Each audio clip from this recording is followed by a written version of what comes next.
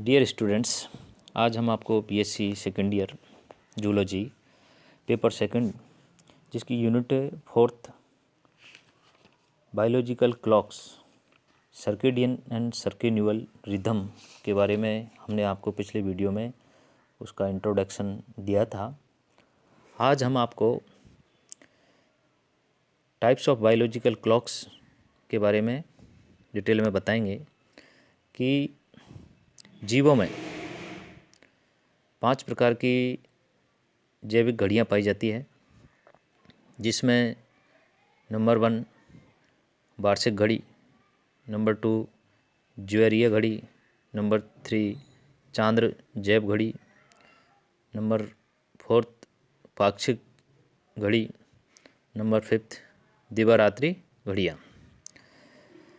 तो यहाँ पर हम सबसे पहले वार्षिक घड़ी के बारे में बताते हैं, साथ में उससे संबंधित जो भी एग्जाम्पल्स होते हैं उनके बारे में भी आपको बताएंगे। तो सबसे पहले वार्षिक घड़ी।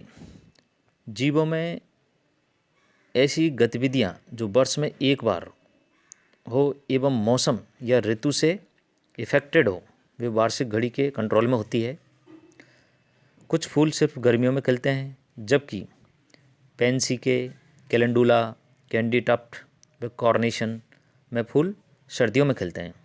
इन प्लांट में पुष्पन दिन की लंबाई, टेम्परेचर, आर्द्रता से इफेक्टेड होते हैं। वार्षिक जैव घड़ी के नियंत्रण का सबसे अच्छा एग्जाम्पल बर्ड्स के माइग्रेशन में देखने को मिलता है। जो माइग्रेटरी बर्ड्स होते हैं वो हर वर्ष लंबी दूरी का माइग्रेशन करते हैं।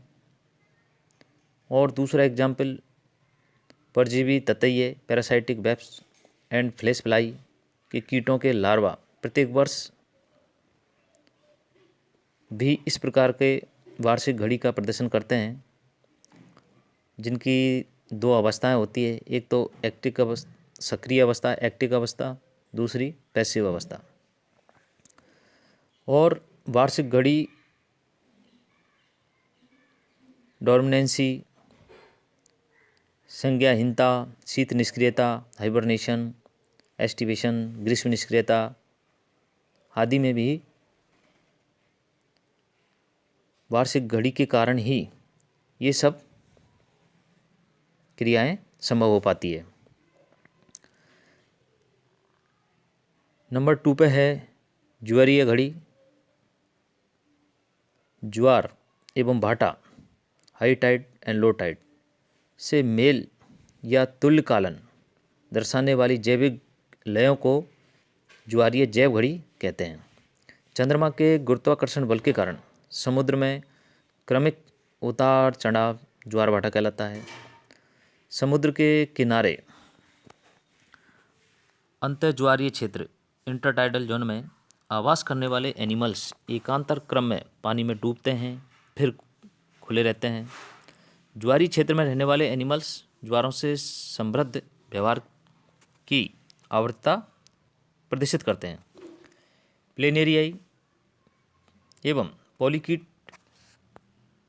एनिमल्स जो कि ज्वारीय क्षेत्र में बिल बनाकर रहते हैं, ज्वार के आने पर बिलों के बाहर मूवमेंट करते हैं। द्विपादी मोलस्क ज्वार के समय अधिक भोजन प्राप्त करने के लिए अधिक फिल्ट्रेशन रेट शो करते हैं। सी एनिमोन ज्वार के समय शरीर फैलाने व सिकोड़ने की दर बढ़ा देता है। फिडलर केकड़ा, फिडलर क्रेब ज्वार उतरने पर बिल छोड़कर बाहर निकल आता है और ज्वार आने पर फिर वापस बिल में प्रवेश कर जाता है। तो यहाँ पर ज्वारीय घड़ी के उदाहरण आपको बताए गए हैं। नंबर 3 जिस पे है चांद्र जैव घड़ियाँ, जो कि चंद्रमा की कलाओं से तुल्यकालन प्रदर्शित करने वाली ऐसी जैव घड़ियों को हम सर्के ल्यूनर या चांद्र जैव घड़ियाँ कहते हैं। समुद्री पॉलीकीट प्लेटिनेरिस डुमेराई चंद्रमा की कलाओं के साथ अपने शरीर में परिवर्तन करता है और प्रजनन ऋतु में यह आकार में बड़ा हो जाता है एवं इसके पार्श्वपाद एवं आंखें भी साइज में बड़ी हो जाती है। यह एक अत्यंत ही रंगीन हो जाता है। इस जन्निक रूप को हेट्रोनेरिज भी कहते हैं। पूर्णिमा को समुद्री तट पर स्वार्म वृंदन करता है एवं कामद नृत्य नेपचुअल डांस भी करता है तथा अंडे देता है। यहाँ पर डायग्राम के माध्यम से चांद्र रिदम के दौरान यूनिस में प्रजनन क्रिया भी दर्शाई गई है।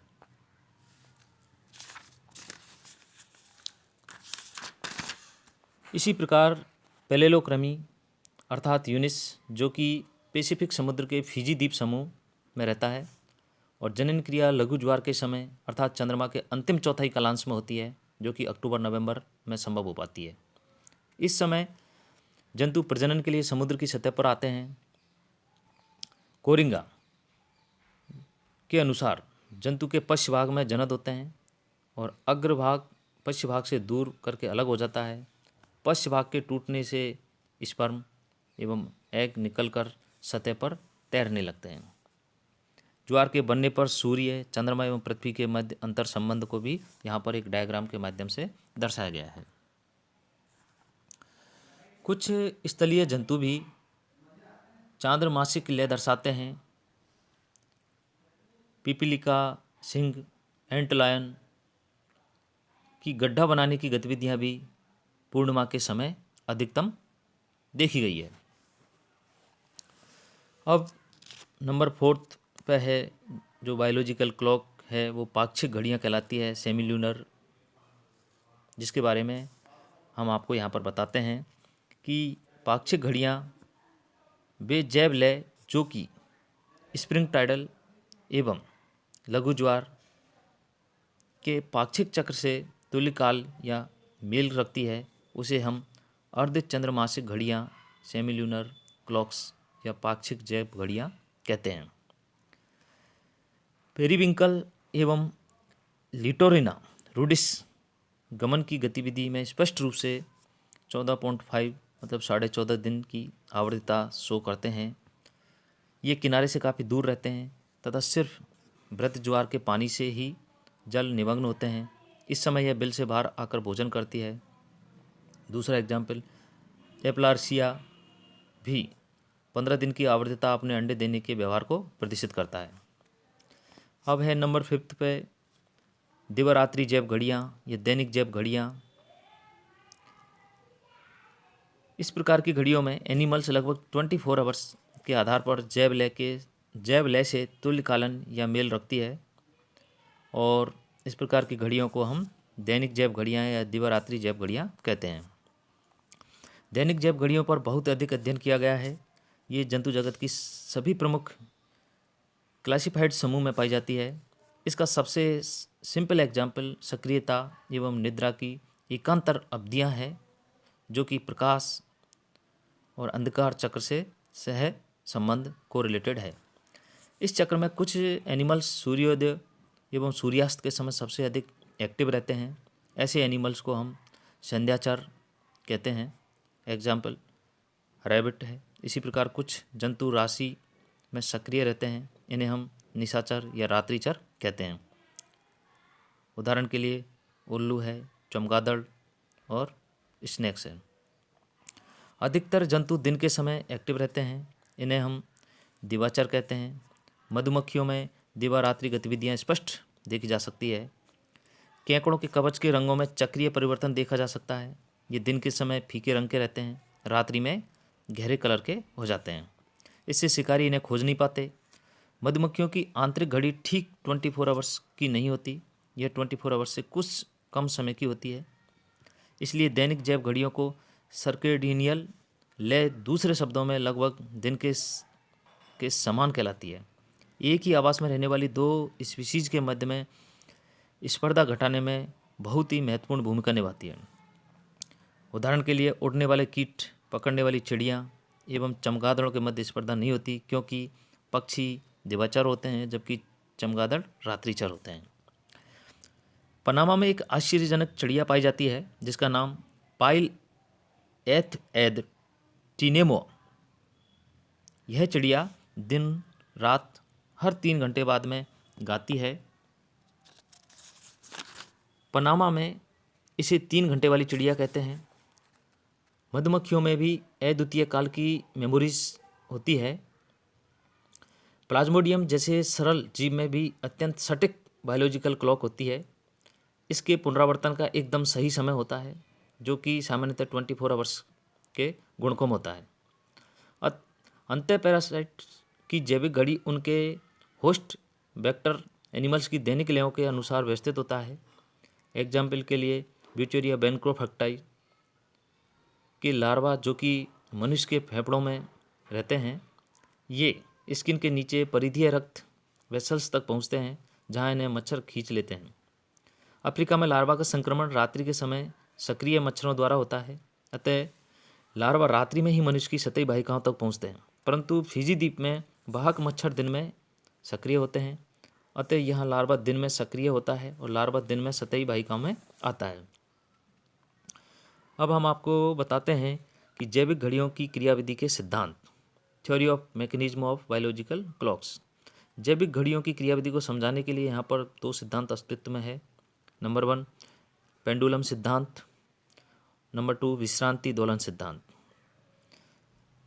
पेंडुलम सिद्धांत, इस सिद्धांत के अनुसार एक जीव में स्वतंत्र दोलक होता है जिसका आंतरिक समय लगभग 1 दिन के समान होता है।